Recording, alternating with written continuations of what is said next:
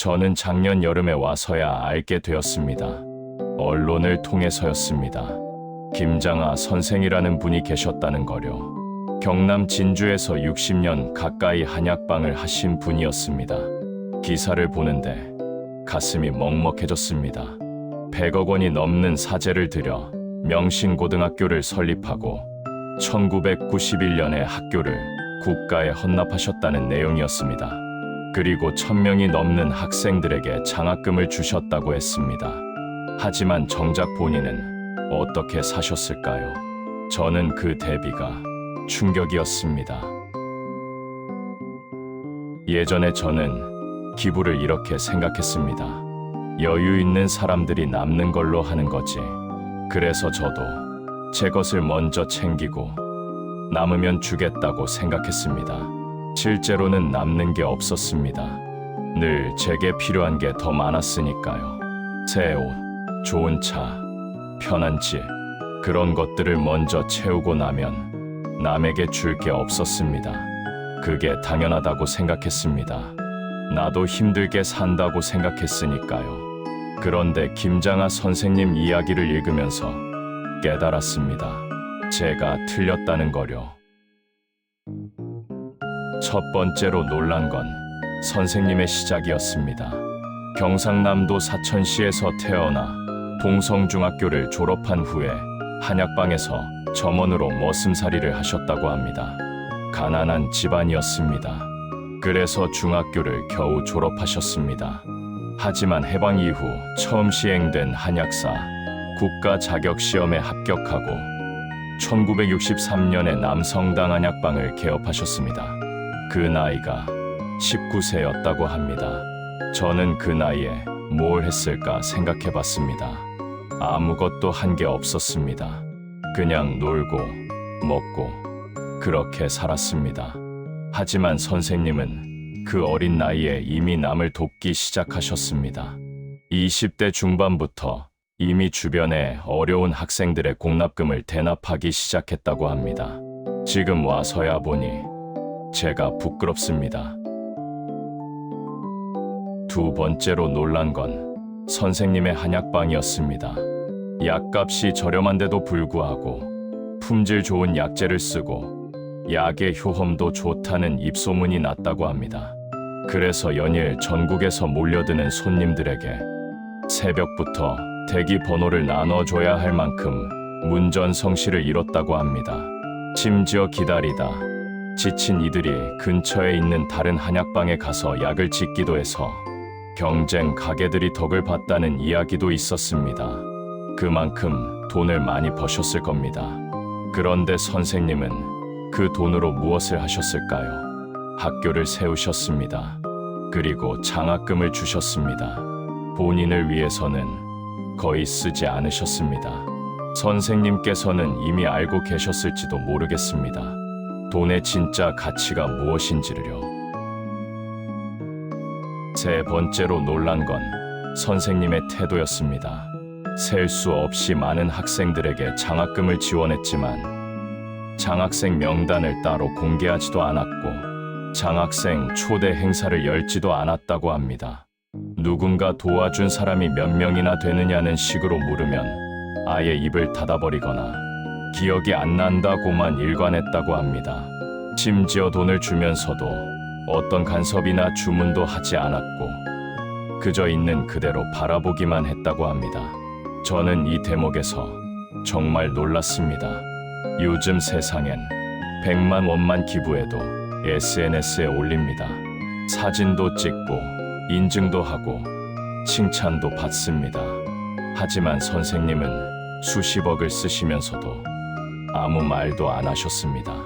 여러 후원 행사에 귀빈으로 초대되었을 때도 주목받는 자리를 사양하고 늘 가장자리에 앉았다고 합니다.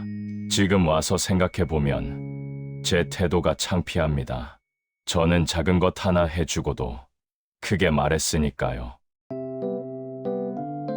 네 번째로 놀란 건 장학생들에게 하신 말씀이었습니다. 문영배 헌법재판관이라는 분이 계십니다. 선생님의 장학생이셨다고 합니다. 그분이 사법시험에 합격하고 선생님을 찾아가 감사 인사를 드렸을 때 선생님은 이렇게 말씀하셨다고 합니다. 줬으면 그만이지. 내게 갚지 말고 사회에 갚아라. 딱 그 한마디였습니다. 저는 이 문장을 읽으면서 한참을 멍하니 있었습니다. 줬으면 그만이지. 이게 얼마나 큰 말입니까? 대부분의 사람들은 뭔가 주면 보답을 기대합니다. 감사 인사라도 받고 싶어 합니다. 하지만 선생님은 그것조차 필요 없다고 하셨습니다. 다섯 번째로 놀란 건 선생님의 일상이었습니다. 흔한 차 한 대도 평생 사지 않고 최근까지도 급경사 계단에 오래되고 낡은 건물에서 기거하셨다고 합니다. 100억이 넘는 돈을 쓰신 분이 차도 없이 사셨습니다. 낡은 건물에서 지내셨습니다. 왜 그렇게 사셨을까요? 아프고 괴로운 사람을 상대해서 돈을 벌었다며 그 소중한 돈을 함부로 쓸 수 없어서 차곡차곡 모아 사회에 환원했다고 하셨습니다. 이 말씀을 읽으면서 저는 울컥했습니다. 제가 평생 해온 생각이 얼마나 작았는지 깨달았으니까요. 저는 내가 번 돈이라고 생각했습니다. 하지만 선생님은 사회에서 받은 돈이라고 생각하셨습니다. 그 차이가 하늘과 땅 차이였습니다. 김장하 선생님은 2022년에 은퇴하셨다고 합니다. 약 60년 만에 문을 닫으셨습니다. 그리고 2021년에 남성문화재단을 해산하며 남은 기금 34억 원을 경상국립대학교 발전기금재단에 기탁하셨다고 합니다. 마지막까지 본인을 위해선 한 푼도 남기지 않으셨습니다. 저는 그 기사를 읽으면서 한참을 말없이 앉아 있었습니다. 선생님은 제가 알지도 못하는 분입니다. 언론을 통해서만 알게 된 분입니다. 하지만 그분의 삶이 저를 부끄럽게 만들었습니다. 그 이후로 제 과거를 많이 돌아보게 되었습니다. 제가 어떻게 살아왔는지를요. 부끄러웠습니다. 저는 평생 제 것만 챙겼습니다. 좋은 옷, 좋은 차, 편한 집, 그런 것들을 채우느라 정작 주변을 보지 못했습니다. 남에게 베푼다는 생각은 해본 적도 없었습니다. 나도 힘들게 산다는 핑계로 제 안에만 갇혀 살았습니다. 선생님과 저는 너무 달랐습니다. 선생님은 19세부터 남을 도우셨는데 저는 그 나이에 놀기만 했습니다.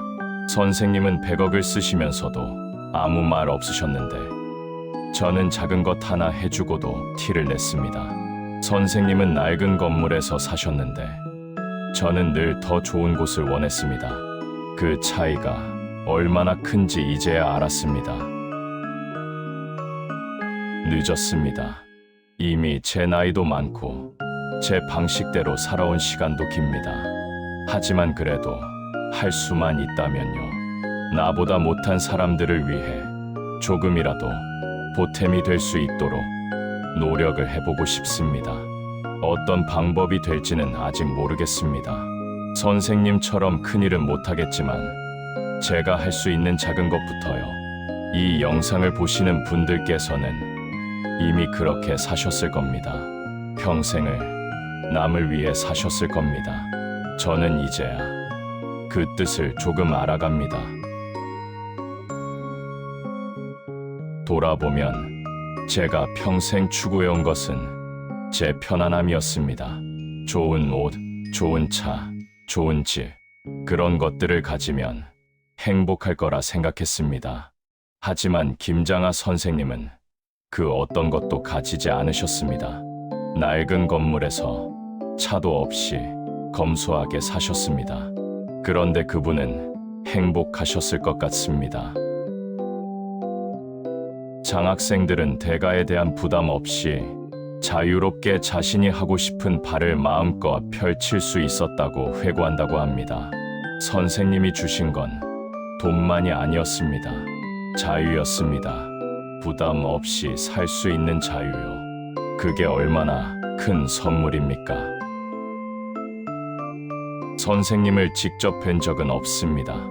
그냥 언론을 통해, 기사를 통해 알게 되었을 뿐입니다. 하지만 그분의 삶이 저를 바꿔놓았습니다. 제가 어떻게 살아야 하는지 늦게나마 알게 해주셨습니다. 요즘은 가끔 이런 생각을 합니다. 내가 죽고 나서 사람들이 나를 어떻게 기억할까?